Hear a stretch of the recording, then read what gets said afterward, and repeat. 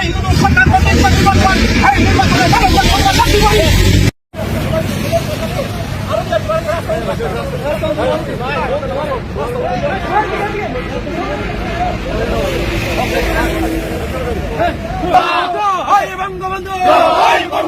শেখ হাসিনা আসবে, বাংলাদেশ আসবে, বাংলাদেশ আসবে, শেখ হাসিনা আসবে, শেখ হাসিনার সালাম নিন, ভোটের বাক্সে হাসিনার সালাম নিন, ভোটের বাক্সে রাখি দিন, শেখ হাসিনার সালাম নিন, প্রহসনের নির্বাচন মানি না মানব না, মানি না মানব না, প্রহসনের নির্বাচন, প্রহসনের নির্বাচন মানি না মানব না, নির্বাচন মানি না মানব না,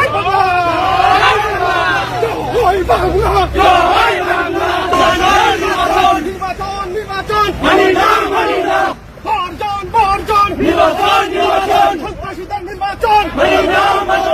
সংবিধানের নির্বাচন ইউনুসের নির্বাচন পাঁচজন ইউনুসের নির্বাচন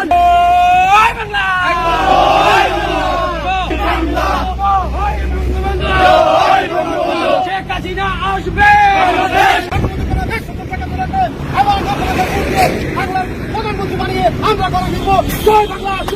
নির্বাচনের নামে একটা প্রহসন শুরু করেছে।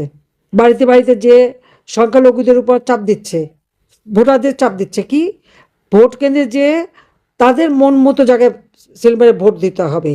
এটা কি ফেয়ার ইলেকশন হচ্ছে? অবাধ নিরপেক্ষ সুষ্ঠু ইলেকশন হচ্ছে? আমাদের ইলেকশন নাকি কোনোটাই ভালো হয় নাই। তে কি ভালো ইলেকশন করবে তার নমুনা তো এখনই পাওয়া যাচ্ছে।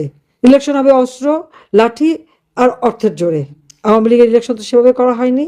যে ইলেকশন নিয়ে যত কথা বলছে একটাও তো বের করতে পারেনি যে কী করেছে। বলে হ্যাঁ দিনের ভোট কি রাতে করেছে, দিনের ভোট রাতে করেছে। তার ইউনুস তো এখন দিনের ভোট দিনে আগেই করে ফেলে দিচ্ছে, কাউকে পরোয়া করছে না, কিছুই পরোয়া করছে না। এটাই তো বাস্তব।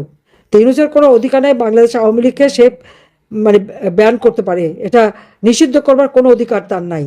তার অনেক বড় বড় পিতারাও করেছিল, সেই তার আইয়ুব পিতা, এহাইয়া পিতা অনেকেই তো করেছে, তাদের কি হয়েছে? কিচ্ছু হয়নি। তার জিয়া পিতা সবাই করেছিল। আওয়ামী লীগ আছে, আওয়ামী লীগ থাকবে, আওয়ামী লীগ আবার আসবে, বাংলাদেশকে আবার উন্নত হলে ভোট কাকে দিবে? আমরা তো আওয়ামী লীগকে দিয়েছি, আমরা ময়মনসিংহ দুই আসন আওয়ামী লীগকে ভোট দিবে। আওয়ামী লীগকে দিব। নৌকায় কেন ভোট দিবেন? নৌকায় দিব অকরাতে আমার সুবিধা হয়েছে। গরিবের আমার ইউনিয়নে কোনো একটা রাস্তা কাঁচা নাই, খাইলে সরকারের দিকে আমার কি করছে? আমার ইউনিয়নে কোনো রাস্তা কাঁচা নাই, সম্পূর্ণ ধ্বংস করে দিচ্ছে বর্তমান ইউনুস সরকার। তাই এই জালিম সরকার চাচ্ছে যে আরো তার এই সকল দুর্নীতিকে পাকাপোক্ত করার জন্য ভোট মানুষের কাছে চাচ্ছে চুর করার